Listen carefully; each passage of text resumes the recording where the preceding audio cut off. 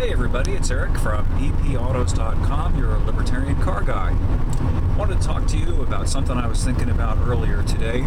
I was remembering my old 1980 Z28 Camaro, and specifically I was remembering the instrument cluster. The car had an 85 mile an hour speedometer. Now some of you who are millennials and younger and who have never been in a car from the late 70s and the early 80s will probably not know about this, but back in those days, the federal government, which was much more benign, much less bayonet in the back then than it is now, decided that a good way to keep people from speeding was to mandate that the speedometers in all cars not read any higher than 85 miles an hour. So there actually was an 85 mile an hour federal fatwa that lasted for, I don't remember exactly how long, but it was for several years. Of course, we all had fun back in those days, high school, college days, twisting the speedometer all the way around past 85 and back up to 10 or 15 or 25 miles an hour. It was good stuff. The car itself, of course, wasn't restricted to 85 miles an hour. Well, this brings us up to now. Some of you may have caught my article about the European Union hurling a fatwa that decreed that all vehicles sold over there will have to come from the factory with an electronic speed limiter. They may still have speedometers that read 150, 160, 180 miles an hour, but the cars themselves will not be capable of going that fast.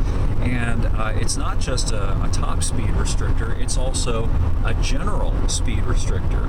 Using all of this increasingly loathsome technology that they're putting into the cars, the car can monitor what the speed limit is on any road at any given time. And if you drive faster than whatever the speed limit is, then and they call it intelligent speed assist. The intelligent speed assist system will then cut throttle and try to prevent you from driving any faster. So, bring that across the ocean. In the United States, I think the fastest legal speed is 85 miles an hour. It might be 80, but 80 or 85 miles an hour in some parts of rural Texas. So here we are, some 30 years later, and if this stuff comes to pass here, which I think it inevitably will, unless the EU rescinds its fatwa, and I'll explain why in a moment, the effective top speed of any car, no matter what you buy, will be no higher than 80 or 85 miles an hour, because that is the fastest legal speed that you can travel in the United States. And probably in 2/3 to more of the country, the fastest legal speed is 75, maybe 70, 75 on highways.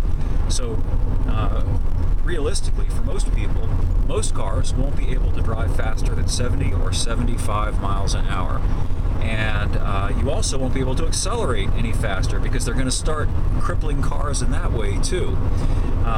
The car will register through accelerometers and so on, whether you are accelerating aggressively, and also, of course, whether you brake too aggressively and you corner too aggressively. Believe it or not, they have this stuff already in a lot of commercial vehicles, delivery vehicles. Fleet monitoring systems use this to henpeck and pester the drivers to make sure that they drive in a manner that resembles your glaucomic 85-year-old grandmother. That's what's coming. Now, here's why it's coming. About 1/3 or more of all the cars that are on the world market are already European brands, and the number's probably higher than that. So you've got BMW, Mercedes, Audi, Volkswagen, Fiat, Alfa, who else am I leaving out? Jaguar, Land Rover, multiple brands. I'm sure I've missed a few, but suffice to say there are a large number of mainstream car brands that are European brands, and they're going to build their cars to comply with the European law, and they're going to export those cars here, as they already do. Now, the technology might not be activated either fully or partially, but it's going to be embedded. And if you doubt for a minute that the safety cult in this country is any less virulent than it is in Europe, you're really being naive. Once this technology is implemented, there are going to be calls for safety to see to it that the same thing that's mandated on those poor Europeans is mandated on us, and that'll be it, folks. Driving will have become pointless, or at least it will be pointless to buy anything other than the most basic transportation module. Go out and get yourself a Hyundai Excel or whatever, and even that is too fast. It can go a whole lot faster than 85 miles an hour. Trust me, I've done it. Any new car you buy is capable of going a whole lot faster than 85 miles an hour. And that includes the Prius Hybrid, which I've taken well above 100 miles an hour on several occasions. Don't tell anybody I said that. But at any rate, if they do this, it will not matter what you drive anymore. It will be a homogeneous transportation module. And the next step after that is that they're going to impose this automated driving mandate that they've been itching to impose on people. And the people will accept it, because why not? Driving by that time will have become such a bore and so pointless that why not just get on the internet, do some work, send some emails, watch some YouTube videos, call a friend, whatever you want to do, as opposed to just meat sacking it behind the wheel when you have got you no longer have any significant control over the car, and all it does is sort of follow the car ahead, sort of like the elephants at the circus. The elephant grabs the tail of the elephant in front of it, and they all just sort of walk in a line. That's where we're headed, folks. So it's really, really important to get the word out about this and to do something about this. I've been covering the car business for a very long time, nearly 30 years now. I'm getting old.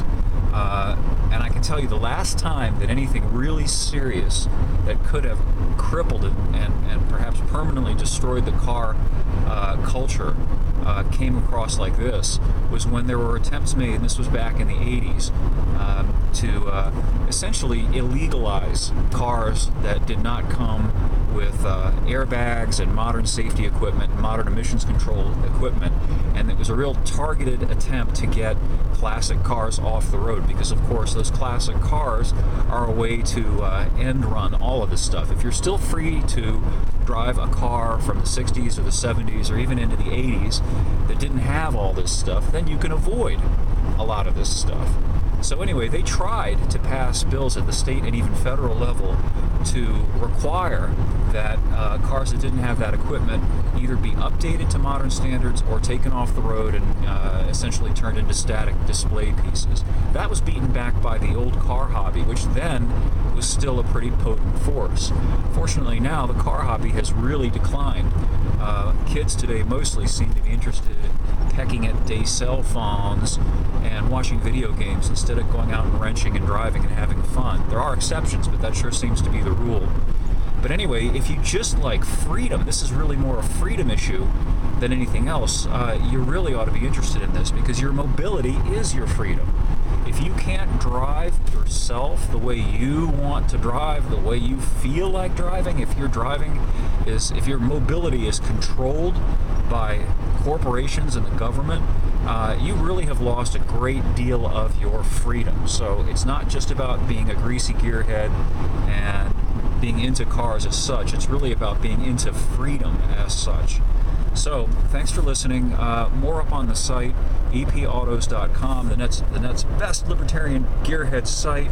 Thanks for viewing, and we'll catch up with you again soon.